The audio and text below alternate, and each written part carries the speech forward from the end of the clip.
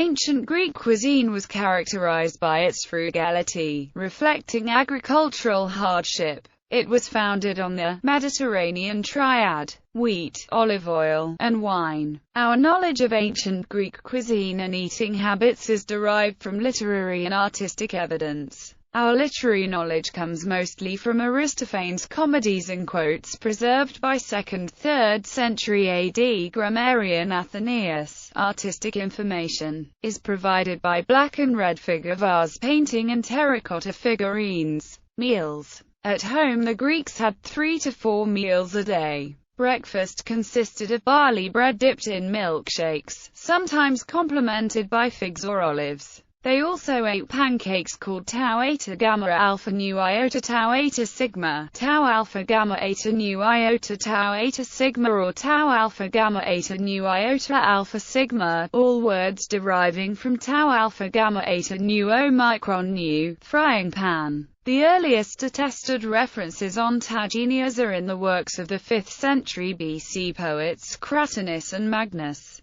Taginates were made with wheat flour, olive oil, honey and curdled milk, and were served for breakfast. Another kind of pancake was sigma tau alpha iota tau eta sigma, from sigma tau alpha iota tau iota nu omicron sigma, of flour or dough of spelt, derived from sigma tau alpha sigma, flour of spelt. Athenaeus in his Diabna Sophistae mentions state eaters topped with honey, sesame and cheese. A quick lunch was taken around noon or early afternoon. Dinner, the most important meal of the day, was generally taken at nightfall. An additional light meal was sometimes taken in the late afternoon. Rho iota sigma tau omicron delta epsilon iota pi nu omicron nu. Aristodeipnon, literally, lunch dinner, was served in the late afternoon instead of dinner. Men and women took their meals separately. When the house was too small, the men ate first, the women afterwards.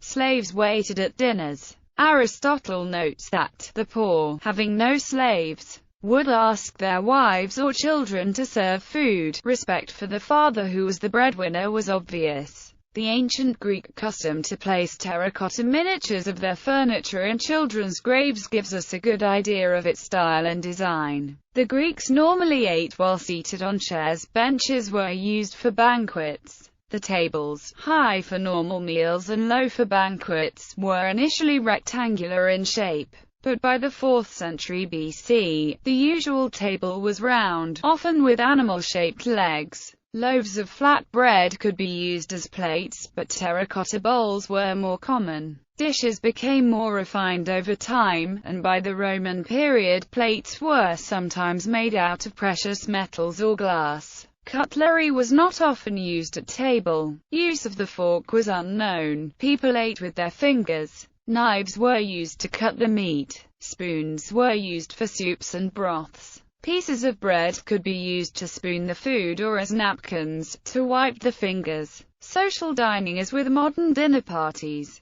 The host could simply invite friends or family, but 2 other forms of social dining were central in ancient Greece: the entertainment of the all-male symposium, and the obligatory, regimental syssitia. Symposium. The symposium, traditionally translated as banquet, but more literally, gathering of drinkers, was one of the preferred pastimes for the Greeks. It consisted of 2 parts. The first dedicated to food, generally rather simple, and a second part dedicated to drinking. However, wine was consumed with the food, and the beverages were accompanied by snacks such as chestnuts, beans, toasted wheat, or honey cakes, all intended to absorb alcohol and extend the drinking spree. The second part was inaugurated with a libation, most often in honor of Dionysus, followed by conversation or table games, such as kottabos. The guests would recline on couches. Low tables held the food or game boards. Dancers, acrobats, and musicians would entertain the wealthy banqueters. A king of the banquet was drawn by lots. He had the task of directing the slaves as to how strong to mix the wine. With the exception of courtesans, the banquet was strictly reserved for men. It was an essential element of Greek social life. Great feasts could only be afforded by the rich. In most Greek homes, religious feasts or family events were the occasion of more modest banquets. The banquet became the setting of a specific genre of literature, giving birth to Plato's Symposium, Xenophon's work of the same name, the Table Talk of Plutarch's Moralia, and the Diapnesophis of Athenaeus. Syssitia. The Syssitia were mandatory meals shared by social or religious groups for men and youths, especially in Crete and Sparta. They were referred to variously as Heteria, Theodicea, or Andrea. They served as both a kind of aristocratic club and as a military mess. Like the Symposium, the Syssitia was the exclusive domain of men, although some references have been found to all-female Syssitia. Unlike the Symposium, these meals were hallmarked by simplicity and temperance. Foods, vegetables, fruits, bread, cereals formed the staple diet. The two main grains were wheat and barley. Wheat grains were softened by soaking, then either reduced into gruel, or ground into flour and kneaded and formed into loaves or flatbreads, either plain or mixed with cheese or honey. Leavening was known. The Greeks later used an alkali or wine yeast as a leavening agent. Dough loaves were baked at home in a clay oven set on legs. A simpler method consisted in putting lighter coals on the floor and covering the heap with a dome-shaped cover. When it was hot enough, the coals were swept aside, dough loaves were placed on the warm floor. The cover was put back in place and the coals were gathered on the side of the cover. The stone oven did not appear until the Roman period. Solon, an Athenian lawmaker of the 6th century BC, prescribed that leavened bread be reserved for feast days. By the end of the 5th century BC, leavened bread was sold at the market, though it was expensive. Barley was easier to produce but more difficult to make bread from. It provided a nourishing but very heavy bread. Because of this it was often roasted before milling, producing a coarse flour which was used to make musita alpha masa, the basic Greek dish. In peace, Aristophanes employs the expression sigma theta epsilon iota nu kappa rho iota theta sigma mu omicron mu alpha sigma, literally, to eat only barley, with a meaning equivalent to the English diet of bread and water. Many recipes for masa are known. It could be served cooked or raw, as a broth, or made into dumplings or flatbreads. Like wheat breads, it could also be augmented with cheese or honey. Fruit and vegetables. The cereals were often served accompanied by what was generically referred to as psyomicron nuopsin, relish. The word initially meant anything prepared on the fire, and, by extension, anything which accompanied bread. In the classical period it came to refer to fruit and vegetables. Cabbage, onions, lentils, sweet peas, chickpeas, broad beans, garden peas, grass peas, etc. They were eaten as a soup, boiled or mashed, seasoned with olive oil, vinegar, herbs or gamma-alpha rho omicron nu garin, a fish sauce similar to Vietnamese nuoc mam. According to Aristophanes, mashed beans were a favorite dish of Heracles, always represented as a glutton in comedies. Poor families ate oak acorns. Raw or preserved olives were a common appetizer. In the cities, fresh vegetables were expensive, and therefore, the poorer city dwellers had to make do with dried vegetables.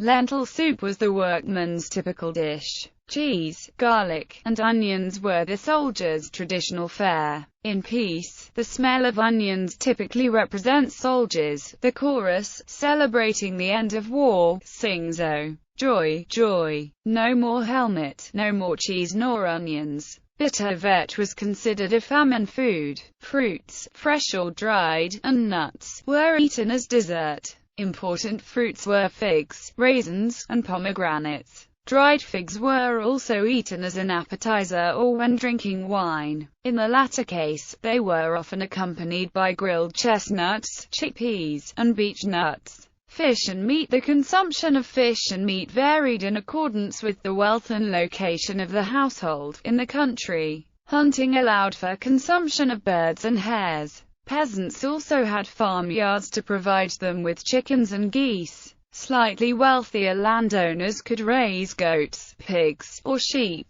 In the city, meat was expensive except for pork. In Aristophanes' day a piglet cost 3 drachmas, which was 3 days' wages for a public servant. Sausages were common both for the poor and the rich. In the 8th century BC Hesiod describes the ideal country feast in Works and Days. Meat is much less prominent in texts of the 5th century BC onwards than in the earliest poetry, but this may be a matter of genre rather than real evidence of changes in farming and food customs. The eating of fresh meat was accompanied by a religious ritual in which the gods' share was burnt while the human share was grilled and distributed to the participants. There was, however, a lively trade in cooked and salted meats, which demanded no ritual. Spartans primarily ate pork stew, the black broth.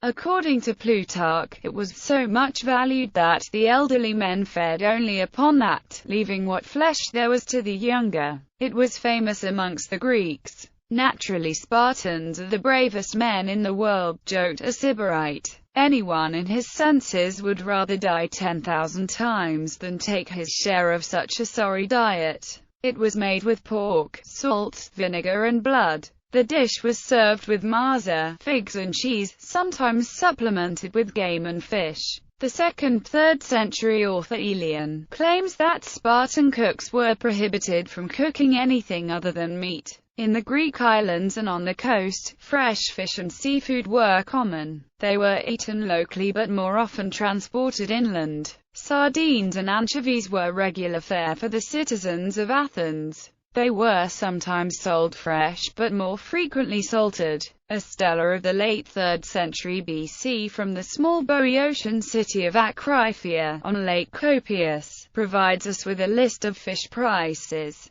The cheapest was scarron, whereas Atlantic bluefin tuna was 3 times as expensive. Common saltwater fish were yellowfin tuna, red mullet, ray, swordfish or sturgeon, a delicacy which was eaten salted. Lake Copius itself was famous in all Greece for its seals, celebrated by the hero of the Acharnians. Other freshwater fish were pikefish, carp and the less appreciated catfish. Eggs and dairy products. Greeks bred quails and hens, partly for their eggs. Some authors also praise pheasant eggs and Egyptian goose eggs, which were presumably rather rare. Eggs were cooked soft or hard-boiled as hors d'oeuvre or dessert. Whites, yolks and whole eggs were also used as ingredients in the preparation of dishes. Country dwellers drank milk, but it was seldom used in cooking. Butter was known but seldom used either. Greeks saw it as a culinary trait of the Thracians of the northern Aegean coast, whom the Middle comic poet Anaxandrides dubbed butter eaters.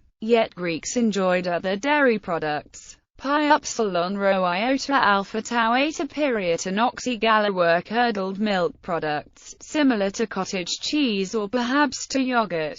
Most of all, goats and used cheese was a staple food. Fresh and hard cheese were sold in different shops, the former cost about 2/3 of the latter's price. Cheese was eaten alone or with honey or vegetables. It was also used as an ingredient in the preparation of many dishes, including fish dishes. The only extant recipe by the Sicilian cook Mithecus runs: tinea, gut, discard the head, rinse and fillet, add cheese and olive oil. However, the addition of cheese seems to have been a controversial matter. Archestratus warns his readers that Syracusan cooks spoil good fish by adding cheese. Drink. The most widespread drink was water. Fetching water was a daily task for women. Though wells were common, spring water was preferred. It was recognized as nutritious because it caused plants and trees to grow, and also as a desirable beverage. Pindar called spring water as agreeable as honey. The Greeks would describe water as robust, heavy or light, dry, acidic, pungent, wine-like, etc. One of the comic poet Antiphon's characters claimed that he could recognize Attic water by taste alone. Athenaeus states that a number of philosophers had a reputation for drinking nothing but water, a habit combined with the vegetarian diet. Milk, usually goat's milk, was not consumed. It was considered barbaric. The usual drinking vessel was the skyphos, made out of wood, terracotta, or metal. Critias also mentions the kothon, a Spartan goblet which had the military advantage of hiding the color of the water from view and trapping mud in its edge. They also used vessel called a kylix, and for banquets the cantharos or the rhyton, a drinking horn often molded into the form of a human or animal head. Wine the Greeks are thought to have made red as well as rosé and white wines. As at the present time, many qualities of production were to be found, from common table wine to vintage qualities.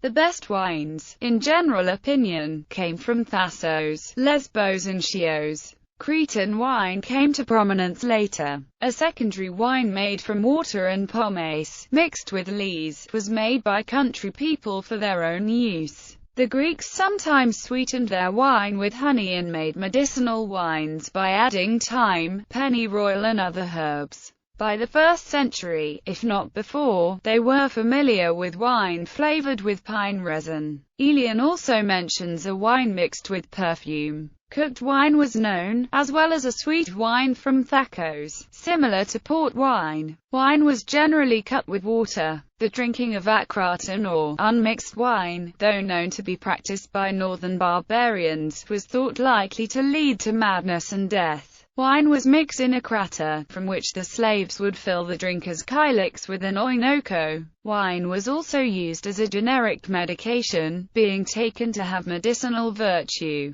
Outside of these therapeutic uses, Greek society did not approve of women drinking wine. According to Aelian, a Massalian law prohibited this and restricted women to drinking water. Sparta was the only city where women routinely drank wine. Wine reserved for local use was kept in skins that destined for sale was poured into pi iota theta omicron iota pithoi. From here they were decanted into amphora sealed with pitch for retail sale. Vintage wines carried stamps from the producers or city magistrates who guaranteed their origin. This is one of the first instances of indicating the geographical or qualitative provenance of a product, and is the basis of the modern appellations d'origine controller certification. Kykon. The Greeks also drank kykon, which was both a beverage and a meal. It was a barley gruel, to which water and herbs were added. In the Iliad, the beverage also contained grated goat cheese. In the Odyssey, Circe adds honey and a magic potion to it. In the Homeric hymn to Demeter, the goddess refuses red wine but accepts a kykon made of water, flour, and pennyroyal. Used as a ritual beverage in the Eleusinian Mysteries, kykon was also a popular beverage, especially in the countryside. Theophrastus, in his Characters, describes a boorish peasant as having drunk much kykon and inconveniencing the assembly with his bad breath. It also had a reputation as a good digestive, and as such, in Peace, Hermes recommends it to the main character who has eaten too much dried fruit.